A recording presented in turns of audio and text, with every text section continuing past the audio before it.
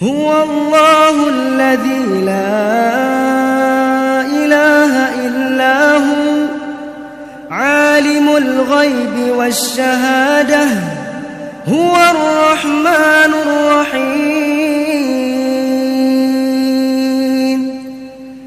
هو الله الذي لا إله إلا هو۔ نبی کریم صلی اللہ علیہ وآلہ وسلم نے فرمایا، تین خصلتیں ایسی ہیں کہ جس میں یہ پیدا ہو جائیں اس نے ایمان کی مٹھاس کو پا لیا۔